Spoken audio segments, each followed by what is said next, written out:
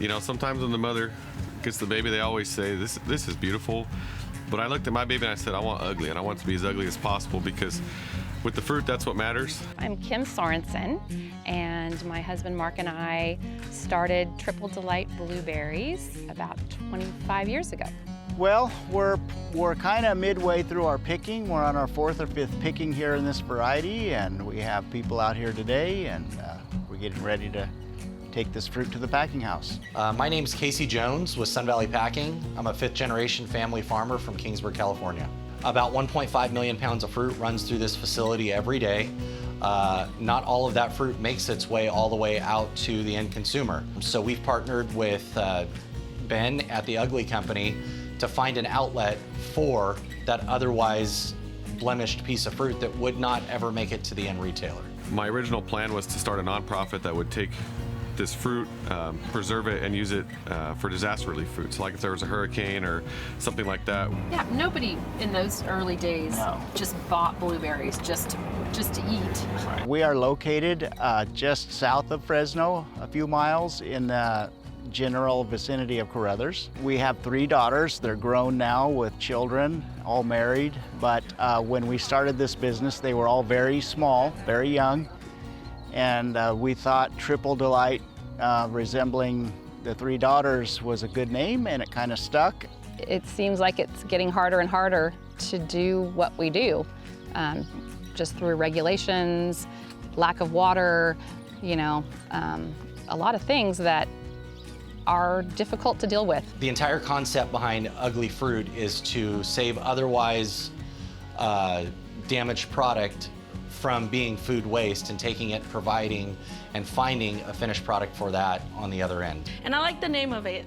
Ugly on the outside and beautiful on the inside. I think it's like perfect, because sometimes it is a little ugly on the outside, but it's delicious. I wish I would have come up with this idea.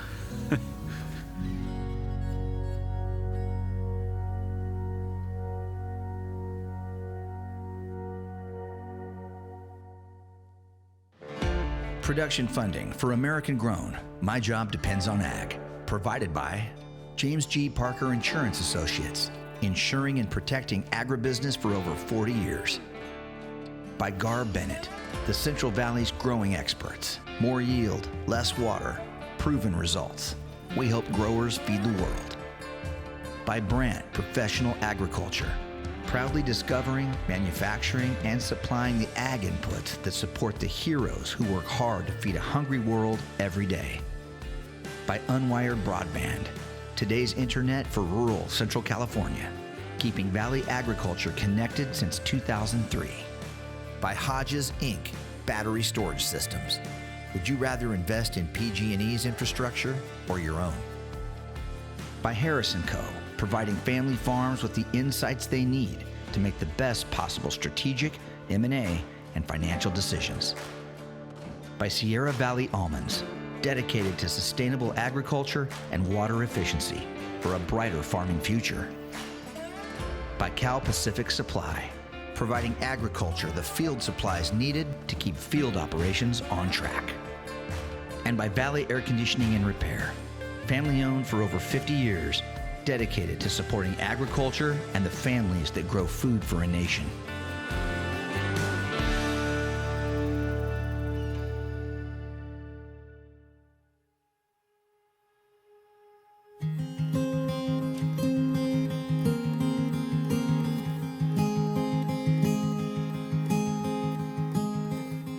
My husband's a 5th generation raisin farmer, so we farmed raisins. That's just what we did. And started thinking about, you know, we really want to possibly diversify, do something else besides just raisins. Not only because of, you know, financially, it's probably a good idea to have a couple of different things that you do, but just to you know, do something different. We also wanted something in our family that our girls could be part of. In the raisin industry, we grow raisins, they go on a truck, and we never see them again. Sunmade does everything with them after they leave our farm. So we wanted something with our family that we could do, that they could kind of be part of. And never really thought about even doing farmers markets. We just thought it would be fun to have something that the girls could be part of around that's nearby our home. There you go. There you go. Thank you. Have a great day. We have been growing blueberries for around 25 years, over 25 years. Growing blueberries here in the valley is very difficult, and we've learned the hard way of what not to plant, and certain varieties have been developed more for our valley here, and I think after this many years, we've kind of got it down. Our daughters were young at the time, and we decided it would be fun to take them to a farmer's market. So we loaded up the truck. I think we stopped 3 times on the way there to fix the tarp that was covering our blueberries. But that first time we went, we just fell in love with what we were doing. We never had experienced just the feeling of seeing eye to eye someone that is tasting our blueberries, something that we have produced, and enjoying that so much. It really just, we fell in love with it that very first time. And we obviously needed a name for our farm. And so we kind of threw it out there to some friends. What should we name this blueberry farm? And Triple Delight Blueberries just really stuck. We had 3 delightful daughters, and we wanted it to portray them because they were really part of this whole thing. And Triple Delight Blueberries was the winner. And so that's who we've been for the last 25 years. We started in 1997, started doing markets I think 1999, and so it's been that ever since, and it's grown from that one little market that we were doing as a family to now we're doing close to 75 markets a week in the Bay Area. Obviously, we're not doing it all ourselves. We have a lot of people that work with us and that are on our blueberry team each year, but we're able to go to a lot of farmers markets in the Bay Area, and it has really grown to what it is today. We feel like this business has got our daughters really involved in the farming aspect. They went to the markets with us, and they kind of fell in love with farming, taking a good product to customers and hearing the customer response. Have a good day.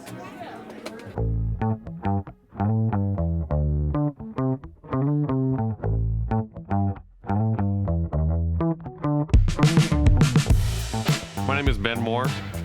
Here at the Ugly Company, I do everything from drive truck to do a little bit of accounting, a little bit of sales, a little bit of welding, and some people call me the CEO. There's already people wanting the beautiful fruit, and so that's what we do here at the Ugly Company is we take the ugly fruit that nobody wants or is not able to be sold for one reason or another, and we process it here in this plant to make fully nutritious fruit snacks, dried fruit that has no added sugar, no added ingredients, no extra preservatives. It's literally just the fruit itself. And it's just really, at the end of the day, it's an extension from the way my Swedish grandmother used to dry fruit on the roof of the house that we'd miss in the fields when we'd go through picking when I was a kid. So at the end of the day, we're here to prevent food waste, and we're doing that here locally in Central California.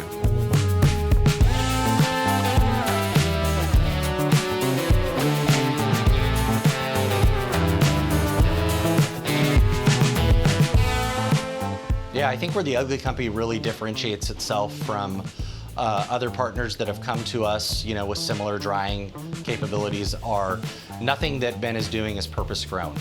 The purpose of the Ugly Company is to prevent food waste. We purpose grow for our partners and our consumers. And what Ugly does is takes the waste that we would otherwise be throwing away and turning it into a finished product that can still be consumed and return some portion of a dollar or value back to us. Hello, my name is Carolina Hurtado. I've been here for Sun Valley Packing 14 years. I help out with production. I do also like the quality control. Well, I have to supervise what we are packing in a number 1 box, what goes in our number 2 box, and what goes out in our coals. Usually we tend to, what goes in the #1 box, usually they want kind of like a perfect box. Usually what they don't want in the #1 box, they would be scars, staining. Sometimes there's something called split pits, a little open on the bottom.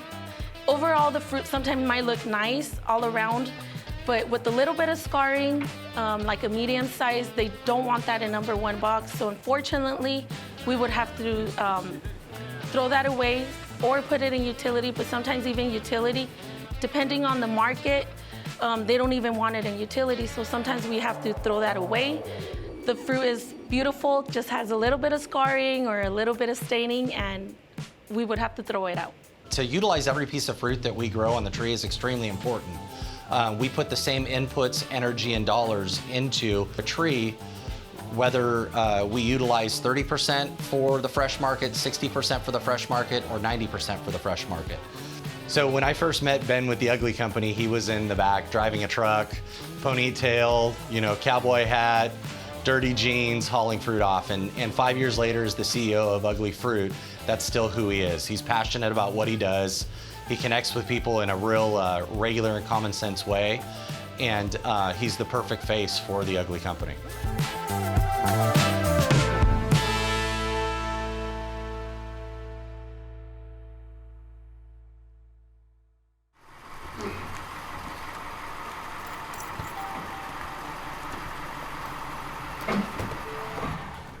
Out of here, we have 7 markets going out today, but all around the Bay Area, there's 26 markets happening that Triple Delight Blueberries is at. So we've got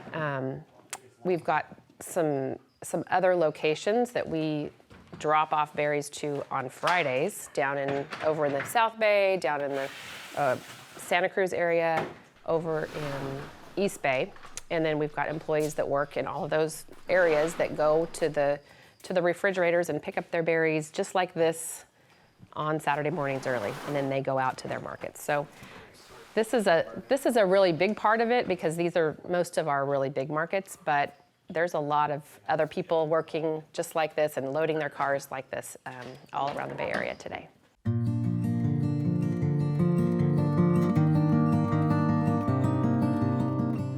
Yeah, we do quite a few markets in the Bay Area, from Napa to Carmel, and it's 50 or 60, 70 markets a week, and we have several people working for us, but we cover a lot of them with just our family on weekends, and it's been something that brings us a lot of joy. It's a lot of work, but we have a lot of fun doing it.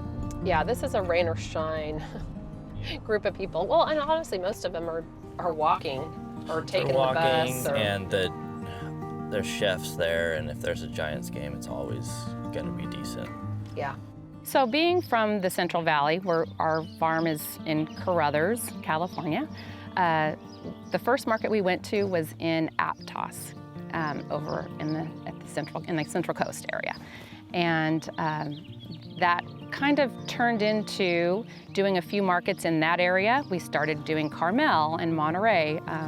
And then the following year, we had a retired couple that we decided they wanted to do some markets as well. So they went to an area and they did some markets down near Pismo and Morro Bay the second year. And honestly, it just kind of grew every year. We had friends that just came up and said, hey, we want to do this. We want to be part of this. And so before we knew it, we were doing mainly markets in the Bay Area. That is really where we started. And in those early years, there were no blueberries around. And honestly, people, when we first started, we had to talk people into buying them because they knew they tasted great, but they didn't know what to do with them. They said, people weren't used to just eating fresh blueberries from our area because we didn't have them here. And so, they would say, I guess I could make, some muffins or I could make some pancakes, but they weren't used to eating them fresh. So I think it was really kind of a challenge to us to just get people to try them and to just start eating them. And today, it's a staple in most households. People just buy blueberries to eat. And honestly, that's the best way to eat them anyway, is just to eat them fresh. The boys, our oldest, are about the same age we were when we first started selling blueberries, and seeing them, the next generation starting, it is pretty surreal. It's kind of a full circle realization that, you know, they're going to get the same upbringing that we were able to get and the same experiences that we got as kids. And it's really special because it's something that has shaped us, and it's something that's part of who we are, and seeing that it's part of them as well. It's something that means a lot to us that we're able to give our kids that same experience in life. We live on the farm, and so they get to see the whole process of, you know, in the early spring when there's blossoms, and then they get to see the whole process of them being harvested and then pruned in the fall, and then bringing them to market. And they've really been taking their little job seriously. So it's really cool to see that their pride in our family business, and they're loving what they do too. So it's been really cool.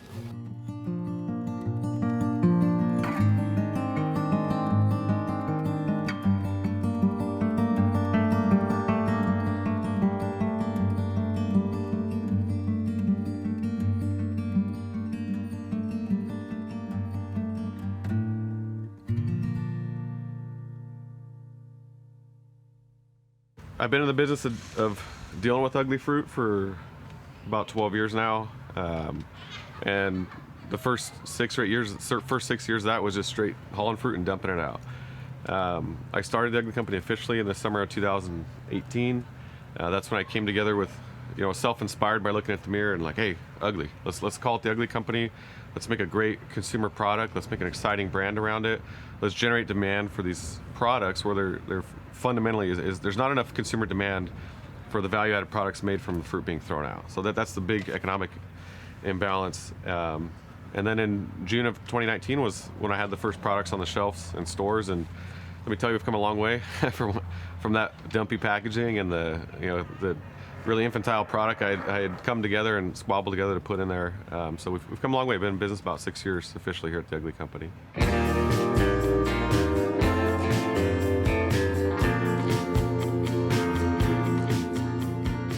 Originally, I was looking to either build or buy a fruit dehydrator. There's approximately about 20 of these facilities in California.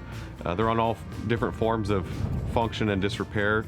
A lot of them were built around the prune industry and the raisin industry, which has contracted quite a bit in my lifetime.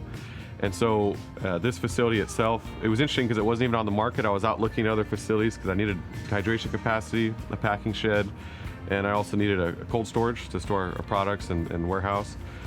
This facility had the two most important things. It had the 32 dehydrating tunnels, and it had this beautiful packing house, which was not beautiful at all at the time. It only had one light switch that had like the old lights from the 80s that just, you know, those ones. And yeah, it was originally a prune dehydrator that had operation had ceased for at least 10 or 12 years. And it was kind of on its last leg, reconditioning a little bit of raisins every year. So these purple bins. The company didn't start here, but I think in a lot of ways the company was defined by these purple bins.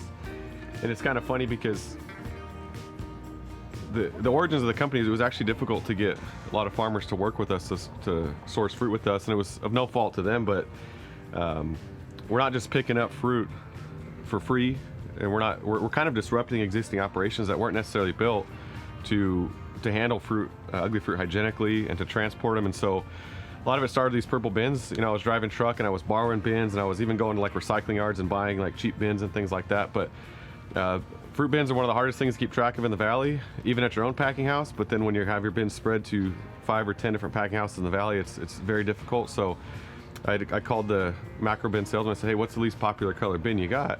And he said, well, I got this ugly color you're not even gonna want. I say, if it's ugly, I don't even need to see it. Give me 500 of those. And it turns out it's called safety purple, but I mean, it's ideal, right? It looks bad going down the road, all that stuff. It wasn't so simple to just show up at a package and say, hey, give us your ugly fruit and give it to us for free. You were paying me to haul it off. But to handle the fruit hygienically, which, as you saw when the fruit was being dumped out, you know, before that fruit got tossed into that trailer, it was still at the same hygienic level of what goes to the grocery store.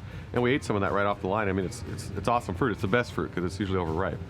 So these purple bins are really a defining moment. It was the first operational purchase that we actually had. And we use these bins to haul from the packing house over here to Farmersville. Usually the fruit from when it's picked to when it ends up down here in Farmersville is about 48 hours. We work directly with the packing houses to know which varieties, because there's certain varieties that are very difficult to dry, they're difficult to pit. Fruit shows up here, it's staged the next day within that 48-hour period. We're running the fruit across our line. It gets dumped into a water bath. There's a food-grade hygienic solution in the water that helps sanitize the fruit in case it's picked up any bacteria or anything like that.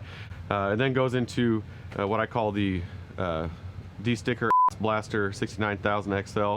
It's something that David and I invented ourselves, and it was to help solve that challenge to remove stickers from the fruit. So you've seen those little PLUs that are on the fruit, and we used to have to pull those off by hand, and if you can imagine, that costs a lot. But that's one of the reasons why the fruit's being thrown out, because the economic imbalance is out of whack, because now there's a sticker on it, because it was originally intended to go to the grocery store, right? And it's not so easy to just, well, hey, packing house, don't put the sticker on. It doesn't work like that, trust me.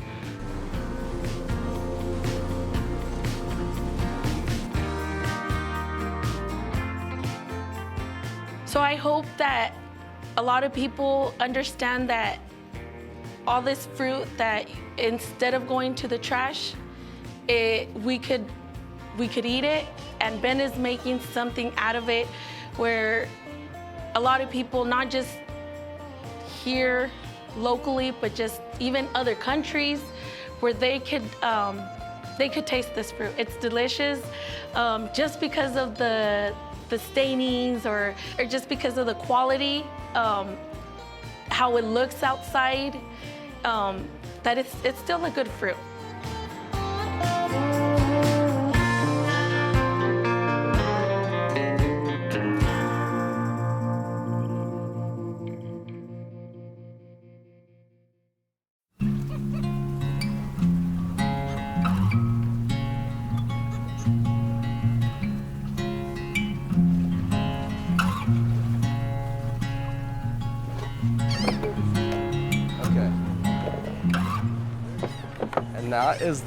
This is the end of this sweetest one.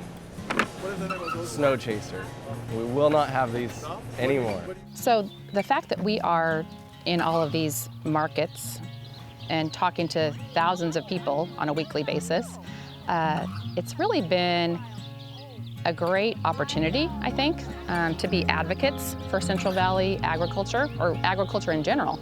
I think there's a lot of I know there's a lot of misconceptions that a lot of people in the city think about farming in general, and we have some great conversations with people and take the time to, explain things to them that they really didn't know worked that way. I think that people think, we're dousing all of our produce with toxins and, things that they hear that just aren't true. So it's really a great opportunity for us. We feel like we're ambassadors for agriculture sometimes, and we're able to really bring the truth to a lot of people, which is really great.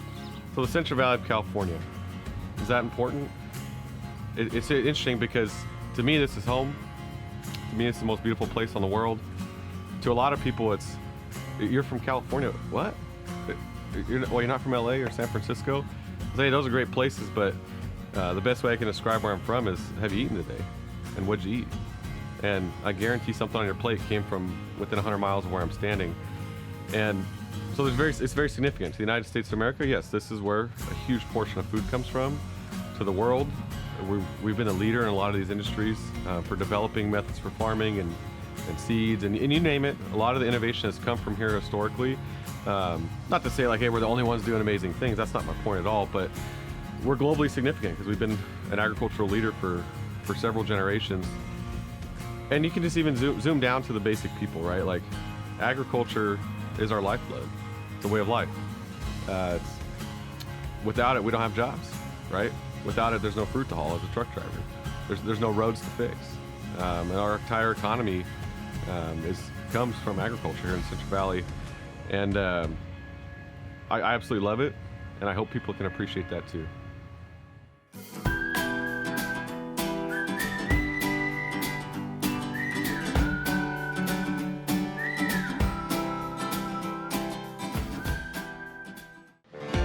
Production funding for American Grown, My Job Depends on Ag. Provided by James G. Parker Insurance Associates, insuring and protecting agribusiness for over 40 years. By Gar Bennett, the Central Valley's growing experts. More yield, less water, proven results. We help growers feed the world. By Brandt Professional Agriculture, proudly discovering, manufacturing, and supplying the ag inputs that support the heroes who work hard to feed a hungry world every day. By Unwired Broadband, today's internet for rural Central California, keeping Valley agriculture connected since 2003. By Hodges Inc. Battery Storage Systems. Would you rather invest in PG&E's infrastructure or your own? By Harrison Co., providing family farms with the insights they need to make the best possible strategic, M&A, and financial decisions. By Sierra Valley Almonds, dedicated to sustainable agriculture and water efficiency for a brighter farming future. By Cal Pacific Supply, providing agriculture the field supplies needed to keep field operations on track. And by Valley Air Conditioning and Repair, family owned for over 50 years, dedicated to supporting agriculture and the families that grow food for a nation.